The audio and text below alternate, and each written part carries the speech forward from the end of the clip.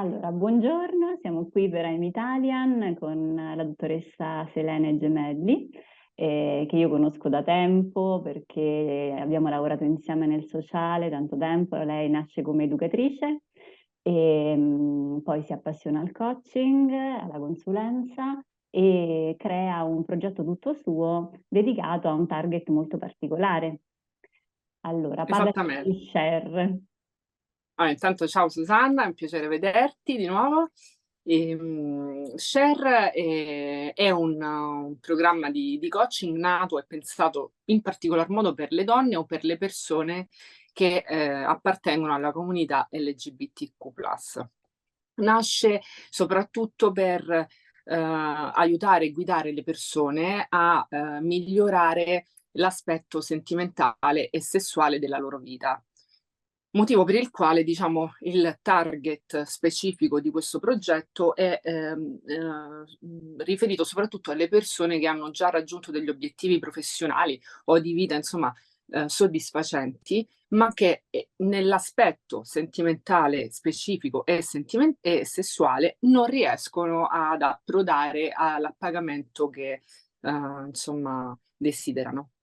Molto spesso le persone con cui lavoro partono proprio da una base di malessere molto forte o comunque dalla forte incertezza e dubbio rispetto a questa incapacità di raggiungere questa soddisfazione. Certo. E Ehm, tu come mai sei approdata a questo target? Allora, Come... io ci arrivo sia come, insomma, tu anticipavi all'inizio, durante la presentazione, ci arrivo per una passione professionale, riferita al fatto proprio che ho una forte esperienza, soprattutto con le donne vittime di tratta, abuso e maltrattamento, per cui mi sono spesso per tanti anni occupata di donne che appunto erano in difficoltà. E c'è poi un aspetto molto personale che è riferito proprio all'essere stata in prima persona parte di questa problematica, nel senso che io sono una donna bisessuale, oggi ho una relazione estremamente sana ed equilibrata e ho scoperto da poco, grazie a questo, diciamo, passaggio evolutivo, che una relazione sana ed equilibrata esiste e si può raggiungere dopo aver fatto un lavoro importante su se stessa, sulla propria persona, insomma. E ricordo molto bene le forti emozioni che provavo quando mi sentivo confusa. Con confusa intendo dire proprio la difficoltà di non riuscire a rientrare nelle categorie sociali accettate dalla società, ma allo stesso modo con il forte desiderio di voler identificarmi in una di queste categorie. Quindi se da una parte soffrivo, diciamo, provavo questo forte disagio per non riuscire ad identificarmi e sentivo che era sbagliato, dall'altra sentivo anche il bisogno di doverlo fare.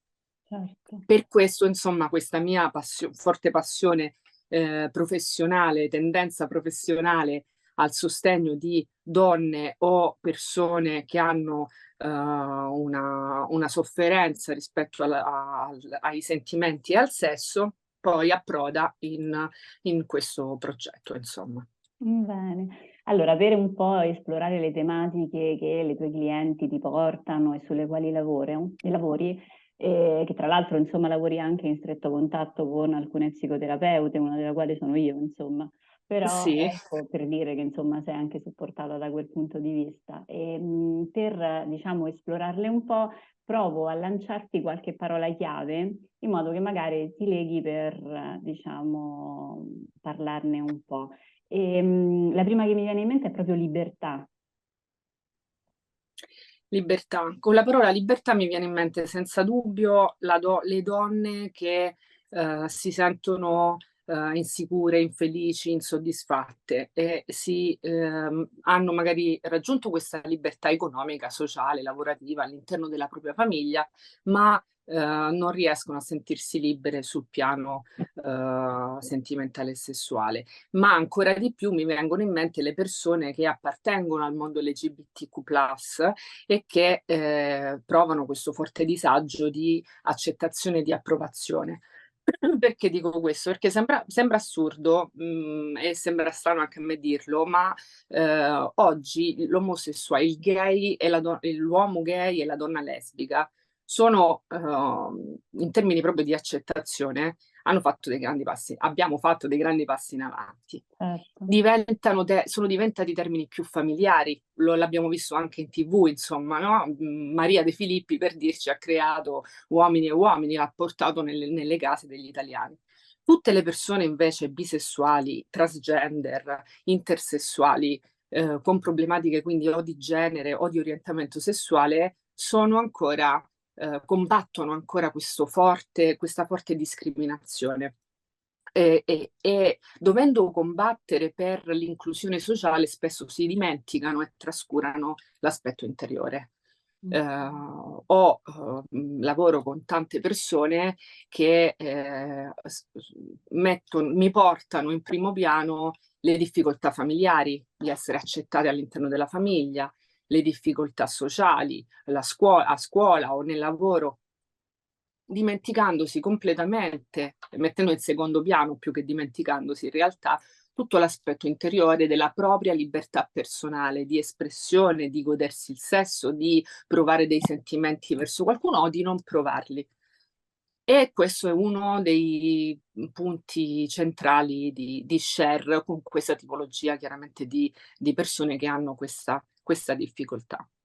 Ok, bene, bene. Beh, sì, sicuramente, insomma, pensare di potersi riferire a qualcuno che anche comprende così profondamente, no? Questo tipo di tematiche è anche importante per chi si deve affacciare in qualche modo anche a questo tipo di situazioni. E quindi arriviamo magari a un'altra parola chiave piuttosto, insomma, delicata, che è quella della sessualità. Sì, la sessualità. Beh, sicuramente, diciamo, parlando delle donne, ma vale lo stesso, poi vale lo stesso per le persone LGBTQ+.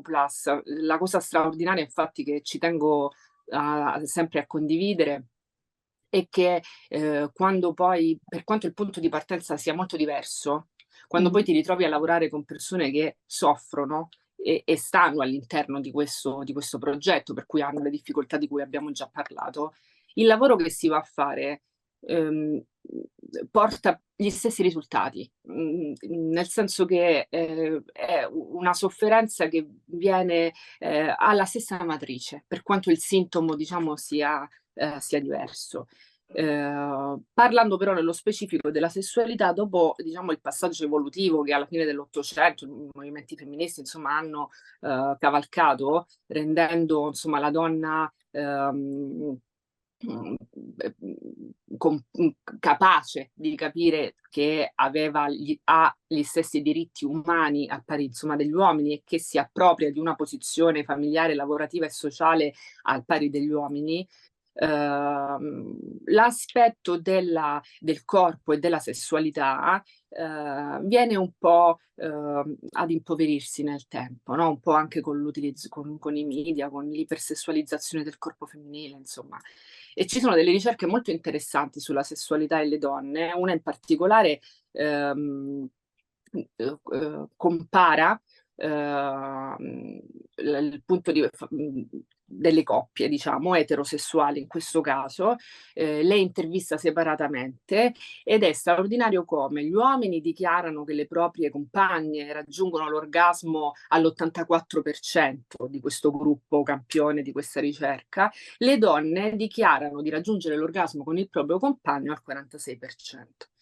E questa, diciamo, discrepanza è molto significativa e si aggancia a tutte le ricerche in cui una dell'Università del New Jersey identifica il 60% di problematiche sessuali per le donne, il 47% delle donne hanno mancanza di desiderio, il 43% difficoltà a raggiungere l'orgasmo e così via.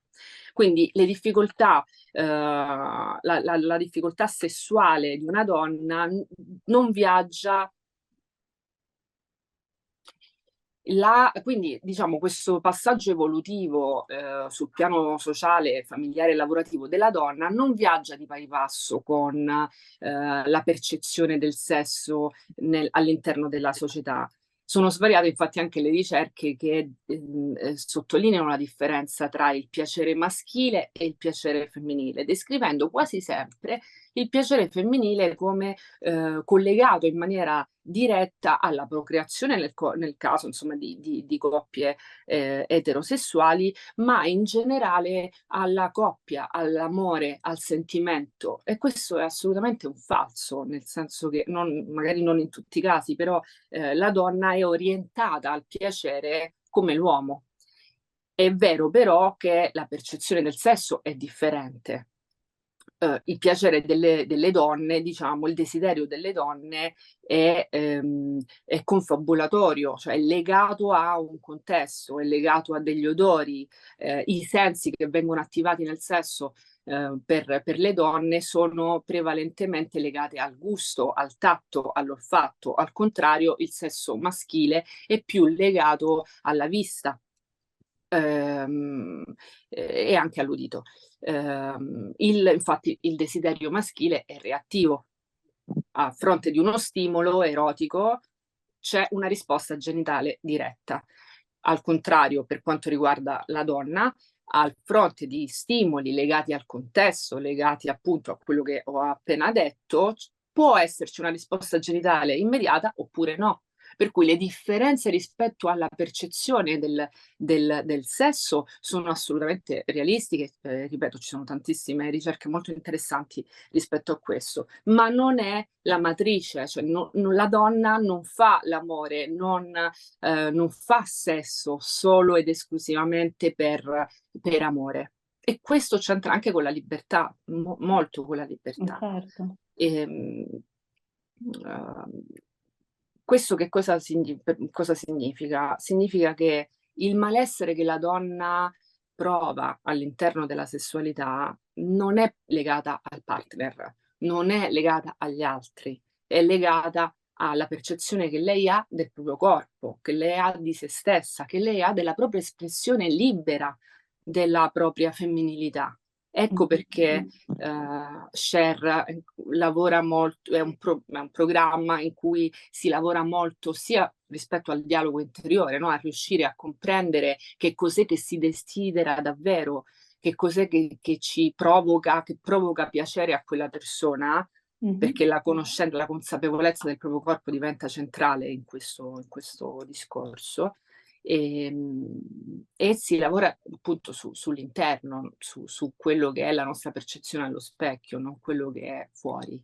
Il concetto di desiderabilità. Quindi anche poi di riflesso sulla consapevolezza, no? Rispetto a queste tematiche, no? Quando... Esattamente, esattamente, nel senso che spesso ci sentiamo desiderabili se l'altro ce lo conferma. Siamo desiderabili, siamo belle, sensuali e sexy se c'è qualcun altro che ce lo dice. In realtà non è in questo modo. Tutti quanti possiamo essere desiderabili se allo specchio ci sentiamo e ci vediamo desiderabili.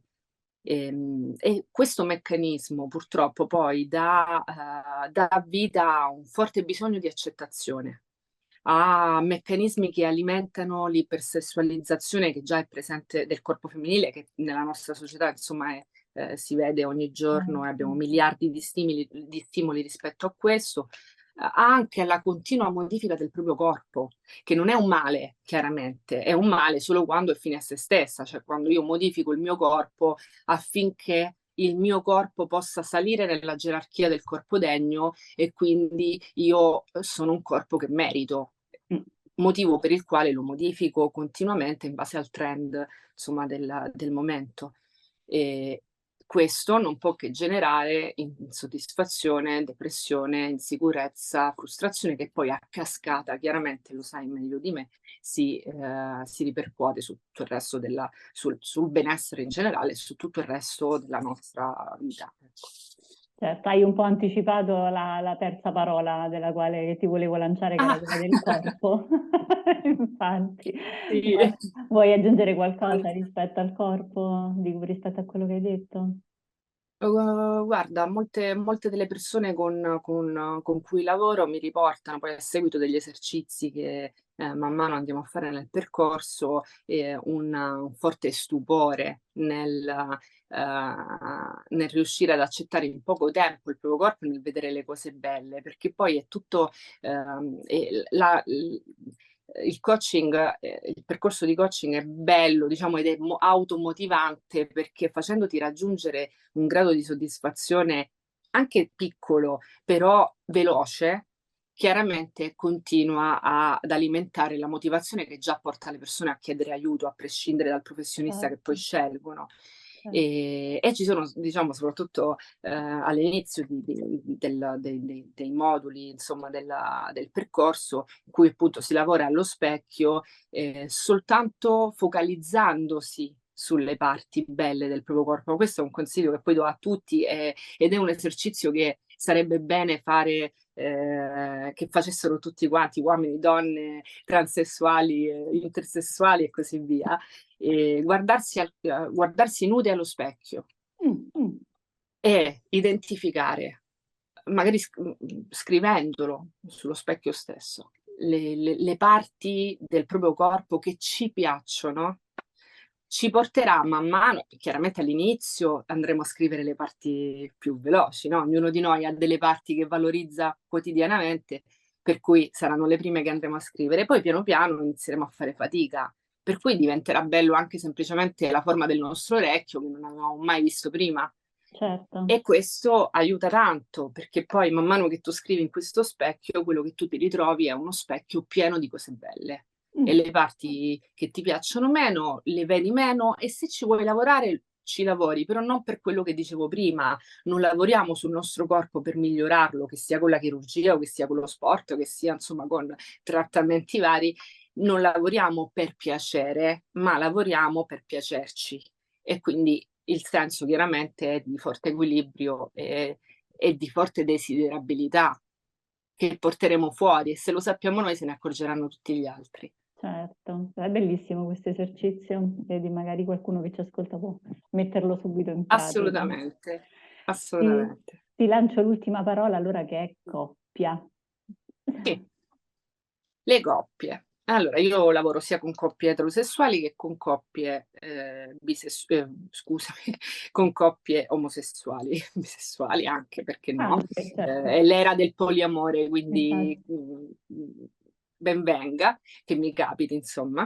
E nella coppia la sessualità molto spesso può essere un po' trascurata, no? Perché una coppia di lunga durata tende a o ad oscurarsi nella quotidianità, giornaliera, sempre insomma di fretta, a dedicarsi poca intimità, poco tempo di qualità all'interno della coppia, oppure a fare continui progetti, e questa è la forte differenza. Una coppia che continua a progettare insieme, che continua a condividere insieme, che continua a gioire o anche a non gioire per ciò che la vita, fa entrare all'interno della famiglia, è una coppia che tenderà, nella maggior parte dei casi, ad alimentare la propria passionalità in maniera, sempre diversa e nuova.